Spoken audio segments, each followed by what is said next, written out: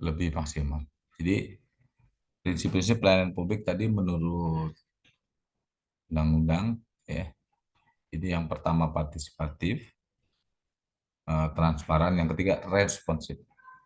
Responsif ini setiap ada keluhan direspon. Petugasnya datangnya lambat, langsung dievaluasi, dipanggil. Ya. Kemudian ada tarifnya nggak jelas ya di respon. Ya. Pokoknya responsif itu setiap pengaduan-pengaduan, setiap keluhan, sebab keinginannya dari pelanggan itu harus direspon oleh petugasnya. Kalau diam petugasnya itu berarti tidak responsif. Gitu. Yang keempat, tidak diskriminatif. Diskriminatif itu artinya yang membeda-bedakan. Kan? Maka tidak diskriminatif di pelayanan publik itu. Tidak misalnya karena hubungan pertemanan didulukan. Orang lain antri, ya antri ini didulukan. Kemudian orang lain harus ada persyaratan ini itu gitu. Misalkan ada persyaratan, ada dokumen yang dilampirkan, ini tidak gitu. Nah, itu ada namanya diskriminatif ya. Maka pelayanan publik itu harus mencerminkan pelayanan yang tidak diskriminatif, berlaku untuk semua. Perlakuannya untuk semua, persyaratannya ya, kemudian pelayanannya itu untuk semua ya. Kemudian yang kelima itu mudah dan murah ya. Jadi jangan membuat pelayanan itu sulit gitu. Harus ini, harus parap ini, parap ini, parap ini, yang muter-muter lah gitu ya. Nah, tapi harus dibuat mudah gitu. Nah, bila perlu tadi pakai namanya aplikasi gitu ya. Jadi ada aplikasi yang digunakan ya, untuk pelayanan publik. Ini kok ada dua ya, mudah murah ya. Ini terketik ulang mungkin ya. Saya coba cek di undang-undangnya. Bentar.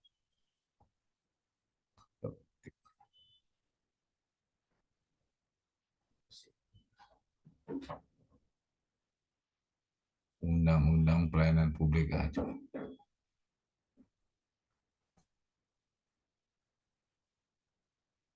Oke.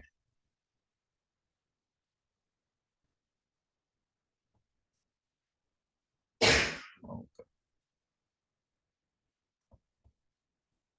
Pelayanan publik.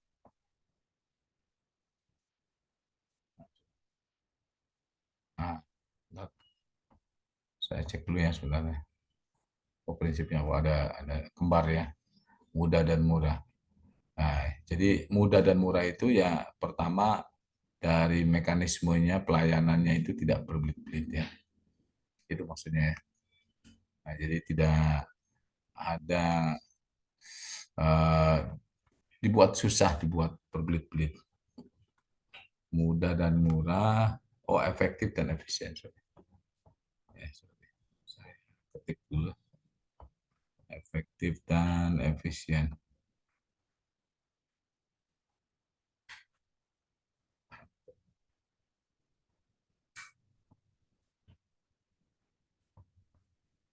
Kita stop tulisannya. Oke. Efektif dan efisien ya.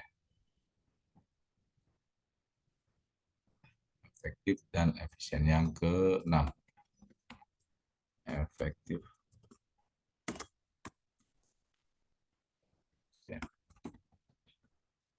efisien. Oke.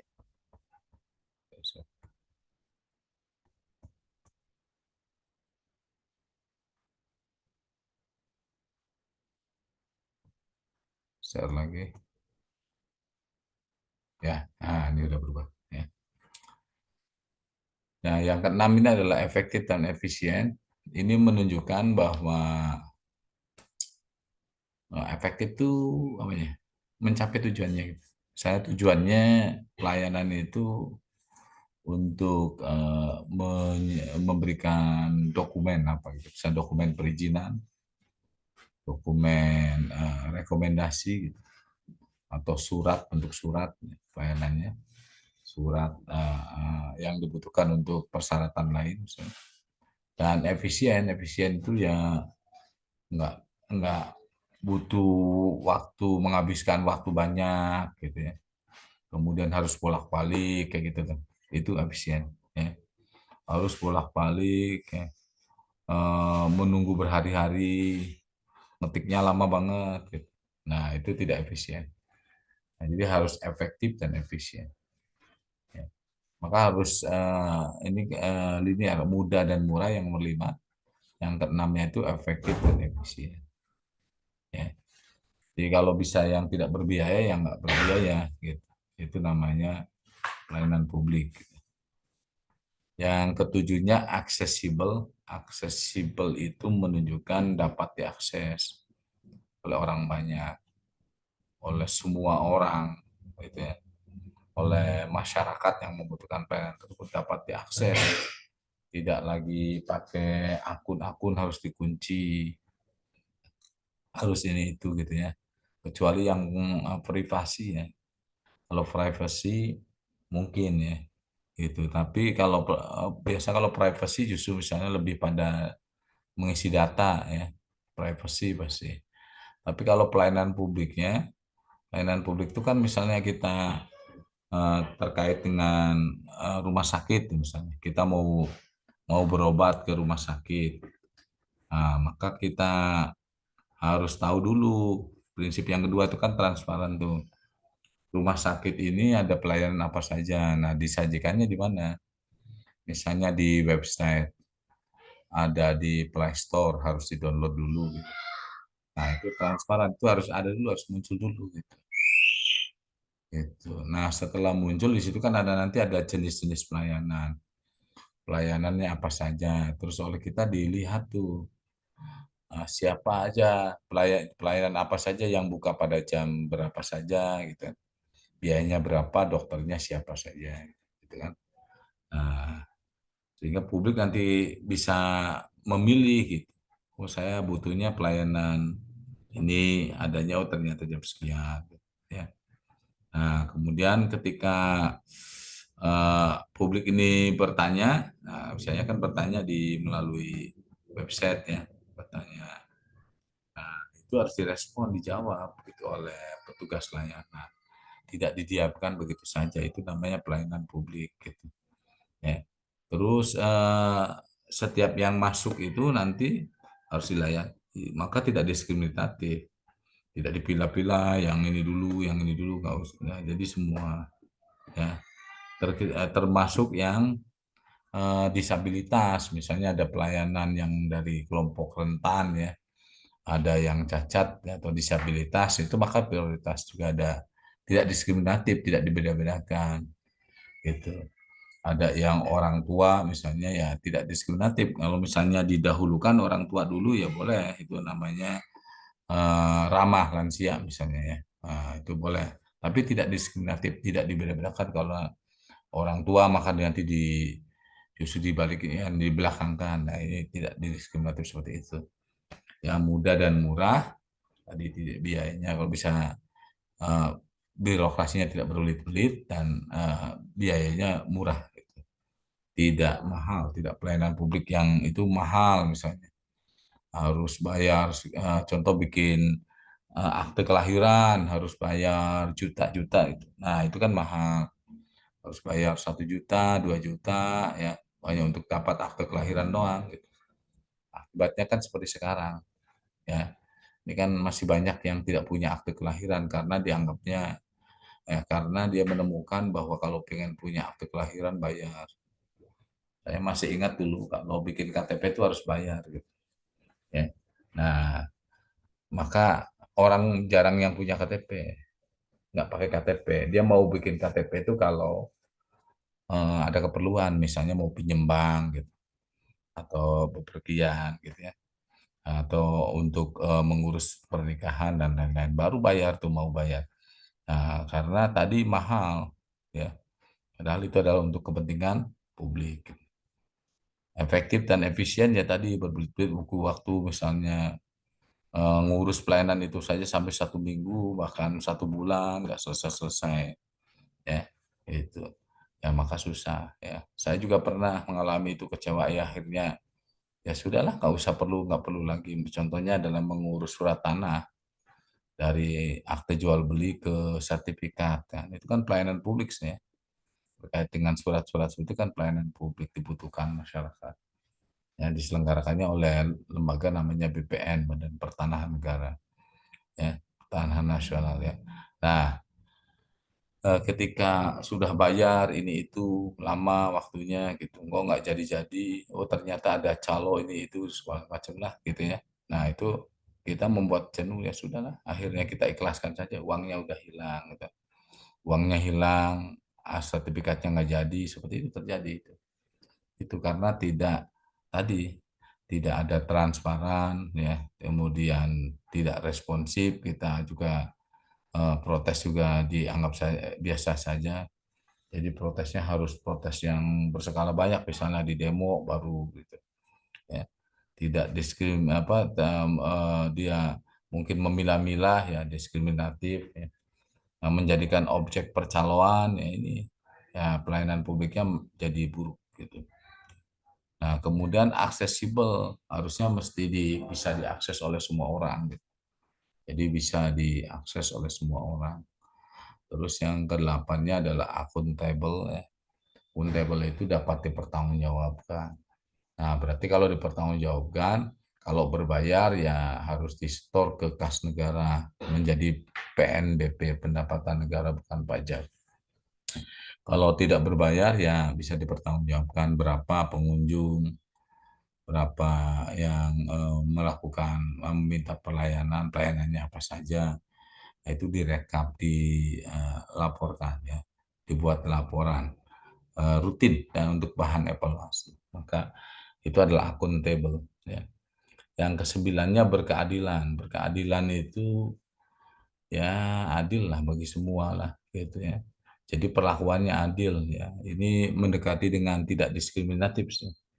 Ya kalau bedanya kalau tidak diskriminatif itu apa ya? Tidak diskriminatif itu tidak membeda-bedakan dalam hal orang yang datang, gitu kan.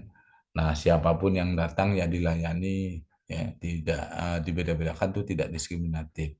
Dari suku apa, kemudian dari daerah mana, dari agama mana, kelahiran mana gitu misalnya.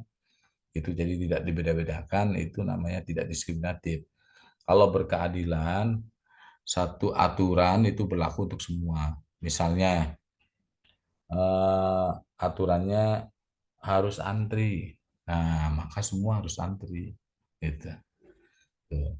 Kemudian aturan berikutnya misalnya eh, pengunjung harus berdiri misalnya. Ya, semua berdiri gitu. Ya. Kemudian ada yang tempat duduk, ada kebagian ya bergantian yang tempat duduknya bergantian. Jadi itu berkeadilan namanya ya. Artinya diperlakukan sama gitu ya. Itu. Itu 9 prinsip pelayanan publik. Nah, pelayanan publik itu apa saja? Tadi sudah melihat bahwa saya sampaikan pelayanan publik itu beda dengan pelayanan private, pelayanan swasta. Beda, ya. Public dengan private beda. Ya. Sama-sama konteksnya komponennya ada 3, ya. Ada lembaga yang menyelenggarakan, ada konsumennya, kemudian ada kepuasan. Nah, bedanya tadi kalau private ada satu komponen lagi namanya profit, ya, keuntungan. Jadi dia harus mengukur juga keuntungannya. Nah, untuk memahami lebih eh, tajam ya, lebih tajam, lebih mendalam tentang pelayanan publik, maka harus melihat spektrumnya, dimensi dari pelayanan publik. Ya.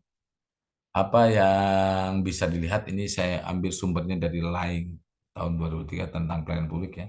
di halaman 438. Nah, di ranah pelayanan publik itu, yang pertama adalah manfaatnya. Dilihat tuh manfaatnya. Manfaatnya adalah pada domain atau ranahnya sosial. Jadi pelayanan publik itu adalah pada manfaat sosial domain. Ada nggak untuk sosial? Arti sosial itu manfaatnya untuk bersama-sama masyarakat. Yang kedua adalah manfaat individu. Arti kalau individu berarti hak masing-masing orang yang hidup. Ya. Di negara kita ini punya hak. Nah, maka itu manfaat individu. Gitu ya. Itu manfaat individu. Nah, domain sosial domain itu ada beberapa, misalnya terkait dengan pertahanan keamanan. Pertahanan keamanan itu kan ke semuanya, bukan orang per orang. Jadi kalau kita bicara pertahanan keamanan itu sifatnya semuanya gitu. Maka dia menjadi sosial domain, ya. Kemudian penanggulangan kejahatan dan peradilan itu juga semuanya. Kalau ada yang jahat apa, dia bakal ada penanggulangan kejahatan dan peradilan. Gitu. Kemudian sebenarnya ini yang kuning ya, transportasi umum itu manfaatnya sosial domain, tapi transportasi umum juga ini pada manfaat individu. Nah, jadi ada beririsan ya di teorinya lain ini ya.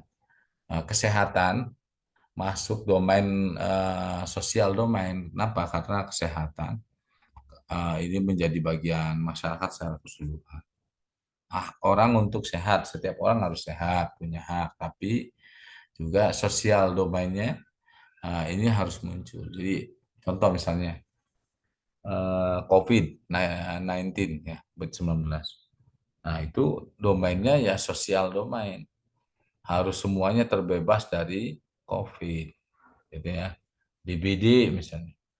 Betul, setiap orang harus sehat, tapi kan sosial domain.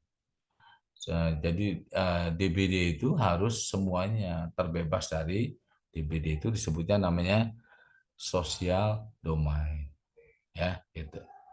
Kalau pendidikan, ya pendidikan eh, sosial domain atau individu domain, ya. Pendidikan itu manfaatnya lebih cenderung pada hak pribadinya masing-masing. Apakah dia lulus S1, lulus SD, SMP, SMA, itu domainnya masing-masing individu. Kalau orang ini membutuhkan, pasti dia akan mengejar untuk memperoleh pendidikan yang setinggi-tingginya. Ya. Tapi kalau yang biasa saja ya tidak akan ya. Jadi sini tidak nunggu semuanya harus S1 semua. Nah, gitu kan.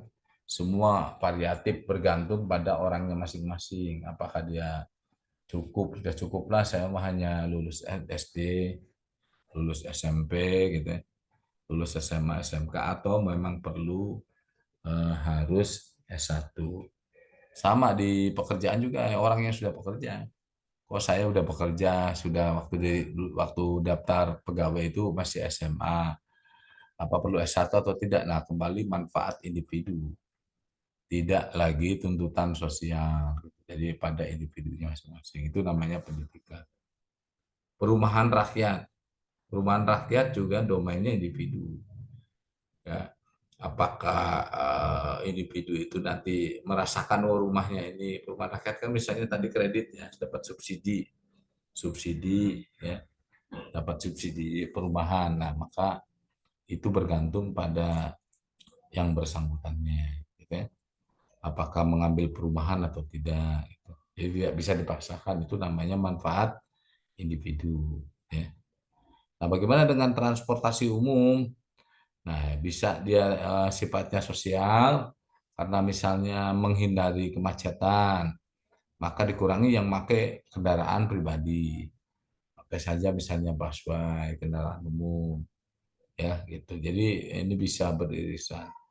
Nah, kemudian individunya ya bisa memilih mau pakai umum mau pakai pribadi itu gimana kita aja gitu. Jadi tidak bisa diatur-atur gitu. Maka ini menjadi individu juga gitu ya. Gitu. Jadi menjadi pilihan lah. Individu itu intinya adalah pilihan. Nah itu para mahasiswa ya yang disebut dengan pelayanan publik. Ya, saya kira pelayanan publik ini nggak ada orang yang menafik lah, gitu ya, menyangkal, tidak ada yang menyangkal bahwa pelayanan publik ini sekarang masih menjadi isu tuh yang isu yang tinggi gitu karena keberhasilan suatu negara, kehebatan negara, pemerintahan itu adalah kuncinya di pelayanan publik gitu ya. Jadi tidak di bagaimana orang melaksanakannya, tapi di pelayanan publik yang dia